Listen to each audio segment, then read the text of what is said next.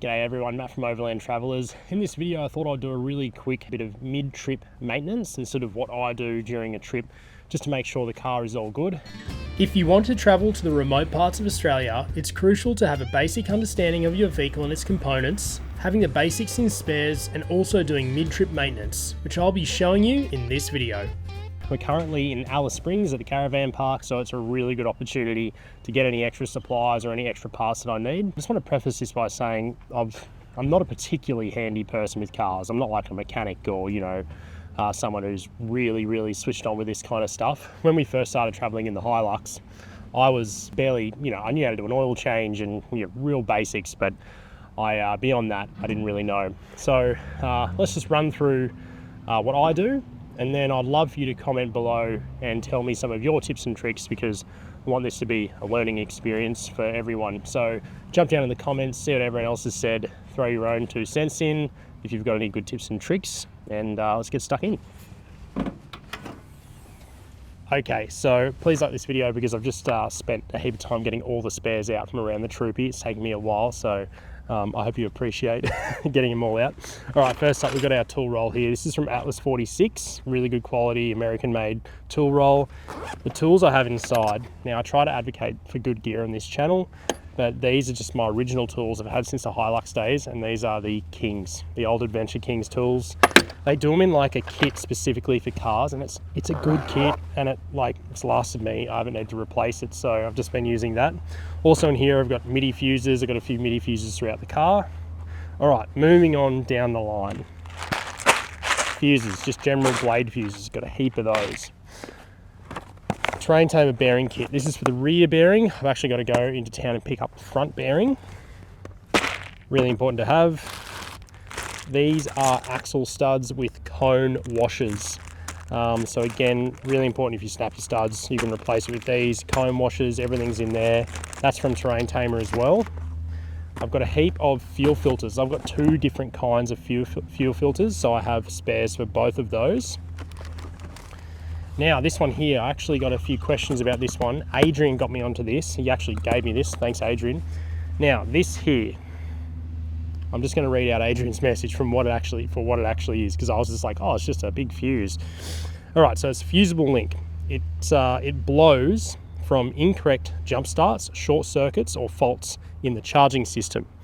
But my concern was short circuits, e.g. cable comes loose and arcs. So it protects all your wiring system. So this part number is 82620-680. So yeah, Adrian got onto that one. So really good there, pretty important. Wheel bearing grease, no point in having a bearing kit if you don't have the grease to pack it all if you do need to use it. This here is a 54mm socket. Now that is for your front hub. There's a 54mm like retaining nut. There's 2 actually in the hub, and this will take that off. On your rear hub, it's like a 3-prong sort of thing. You can get a tool for that, or you can just use a screwdriver and tap it out. That's what I'll probably do if I actually do need it. Coolant concentrate, brake fluid. This here is a sock for our snorkel.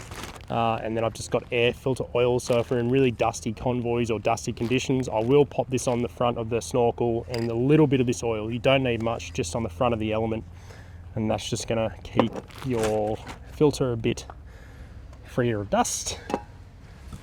Terminal cleaner, electric sort of solvent.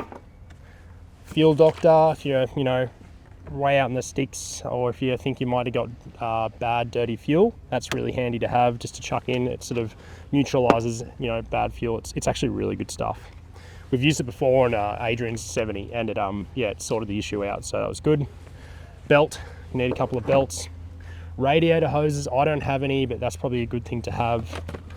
It's a fuel filter. All right, wire, we've got small thin gauge stuff, and I've actually found this on the road and thought I'll just take that thicker gauge stuff. Wire's good just to hold up. I know if exhausts fall off or something like that, you can nip them back up, but it's just handy to have that. Same sort of thing for zip ties. Zip ties are great for just chucking something back together.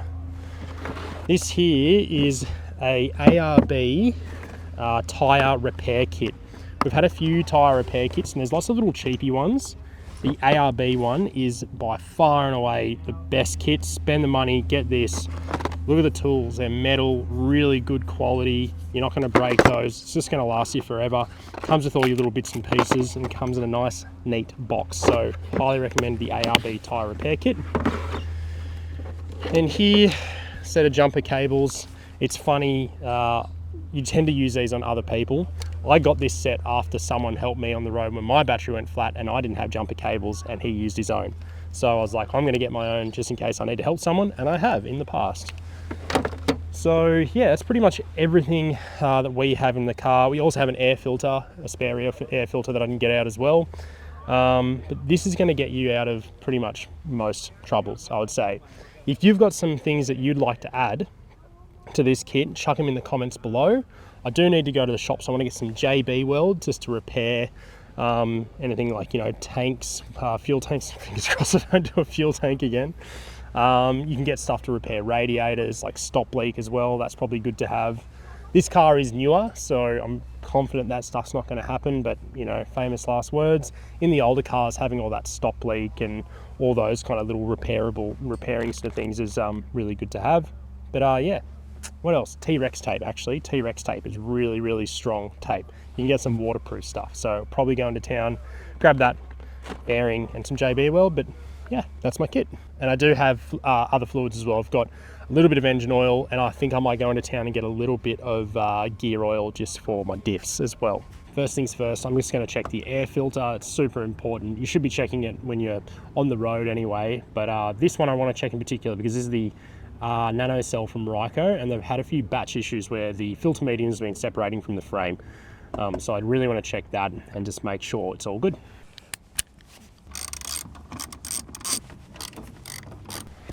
Okay, here is the filter. Inspecting the other side of the airbox, the engine side, and it's looking really nice and clean. Not really any dust at all, so that's great. Definitely been picking a bit of stuff up. So here's the filter here. It's looking pretty good. And yeah, the filter medium's still fine. So that's a win. I could probably just get my air hose and just blow it out and clean it up a little bit, or even just tap it. Perfect. All right, that's good to go back in. I just dropped one of my air box bolts down in the engine bay, and I packed this just before I left. I knew I'd need it. It's a little extendy magnetic grabber tool. These things are so handy. Oh, come here.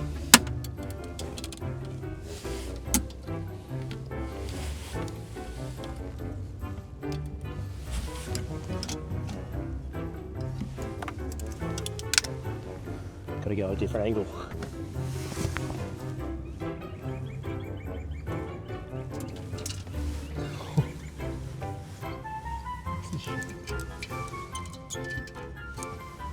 It's nuts putting up a fight. Finally got it. There we go. Okay, that's all done. Check the oil. Already looks really good.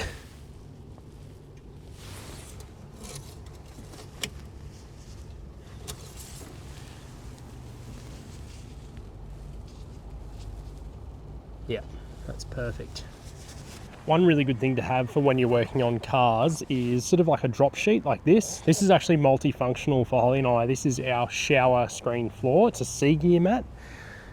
If you don't know what C-gear mats are, they're like a dual layer, sort of feels like sailcloth or something, but essentially sand can fall through one way, but it doesn't come up the other way. So it's just good to sort of keep your, you know, sandy areas if you're on the beach and all that. But anyway, this is our shower floor, so it's a metre by metre, or metre and a half, about a metre and a half, something like that. But I also use it for when I need to get under the car and lay down. It's good just to have a bit of canvas or drop cloth or something like that.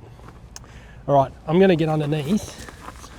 I'm going to empty my catch can. So the catch can is just sort of like what it does is it separates oil mist and contaminants that are coming from the crankcase ventilation system before they enter the intake manifold.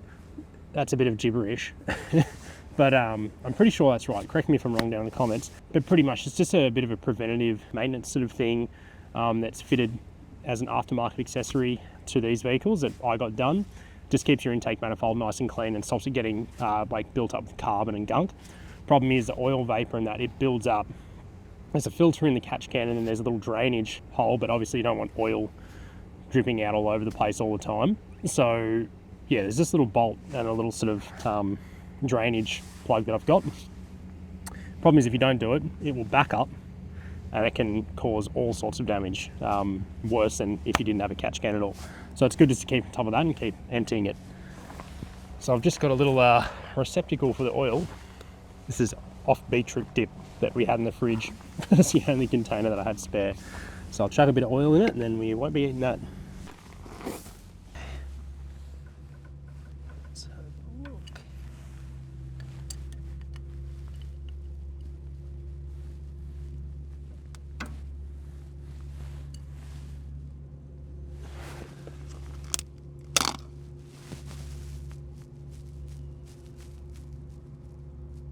That beetroot dip smells pretty good. Ugh. All right, we'll open it up. And there you go. There's the oil draining out. Should be about a half a cup or something like that. I try and do it every 5,000. This thing sort of gets a proper oil change every 10, maybe a bit more often if I've been using it hard on a trip. Okay, running over everything else like your brake fluid, your power steering, your coolant. I've got a secondary fuel filter here. It's here and it's got a little like a bowl in the bottom with like a water separator, or you can sort of see in the bottom to see if there's anything, but it's straight diesel in there, so it's all looking good. Besides that, casting the eye over the engine bay, which is all sweet. Oh, might top up the old window washer fluid. I do like putting a bit of this concentrate in it just for when you're washing your windscreen. It just makes it a bit nicer. Water streaks off a bit better. Okay, I'm going to get underneath the car and just have a really good look at sort of all the suspension components and uni joints and just have a look underneath and see if there's anything obviously wrong. Let's have a look. I actually noticed the other day some of my bushes, those are looking all right, but some of my bushes in the suspension, that's a great camera angle, are looking just a little worn, like a little cracked, some of them, but they've done like 80,000 Ks, these bushes of like hard stuff. So it's probably something to have a look at and change when we get back home. And I just gave the car a really good clean underneath yesterday, just so I can see, you know, you don't want mud and everything on there underneath when you're having a look. So I'll have a good look under here and sort of see if I can see anything.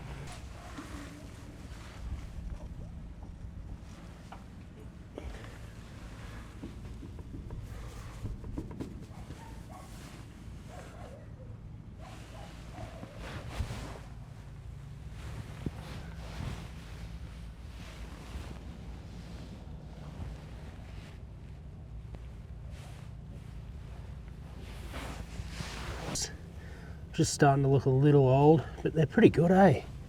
Considering how many Ks of like the hard stuff they've done, they're looking good. But yeah, I'll probably change them when we get home, but yeah, I'm happy with that. One of my biggest pieces of advice is to learn and familiarize yourself with how your hub works, the whole hub assembly. You know, get a Haynes repair manual, go online, see an exploder diagram, or watch a YouTube video on your particular hub. They're all sort of similar components from car to car. You know, you get your CVs, bearings, hubs, axles, but just familiarise yourself with your own, because you can really get yourself out of a pinch if you know how to replace your bearings, if you know what your axle studs are doing. And you can also keep an eye on it, you know, my bearing's getting hot while I'm travelling. So yeah, familiarise yourself with it. It's something I've sort of been working on recently, and it's pretty simple once you sort of figure it out, and it's a good bunch of spares to have in your vehicle, which I'm actually going to run through in this video as well. And I'd love for you to comment below and tell us what your spares are and if there's anything I've missed or that you would add personally. So my reasoning behind the spares that I have is I'm pretty much at the point now where if anything more major goes wrong, I'm in a bit more trouble. So anything beyond this stuff would be CVs, axles, which it's not a bad idea to take those if you can fit them.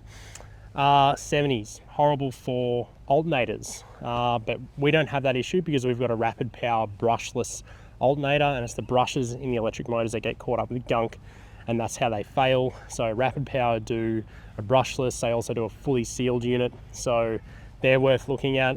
A starter motor, that's another thing that can go. These things are horrible for starter motors in the sense that they're right in the valley of the V. You've got to take a heap of stuff off, you know, the intercooler and everything just to get to the starter motor. It's a really big job. You know, older cars like my 40 series, just a couple of bolts, a few wires, I could do it in a caravan park. So what else? I mean, you know, then you've just got bigger issues like, you know, gearboxes and engine issues, which you really don't want when you're on a trip. Other things that might be handy to take are freewheeling hubs. They're a good thing, they can go as well, especially if you've got an older vehicle. So yeah, they're my spares for pretty much what I reckon I would be comfortable doing. Anything beyond that and it starts getting pretty hard. So that's the reasoning behind the spares that I have. Just quickly, electrical wire as well. Electrical wire would be something that's good to have, especially in older vehicles. I don't really have any in this. I don't really have any terminals, electrical wire, much to do 12 volt stuff. So that's probably something I can add to the kit, is just a couple of smaller gauge electrical wires. So that is my mid-trip maintenance video done. I would love your feedback and I love your comments below. What do you do during a trip just to stay on top of things, to make sure your car is all good? I've run you through my spares that I've got, and I'd love, again, for, you know, I feel like people have lots of little tips and tricks in this kind of area. So I'd love to know, what do you bring on trips? What has got you out of a really sticky situation? Would love to hear about it. But if you like that video, give us a like and we'll see you in the next one. Cheers.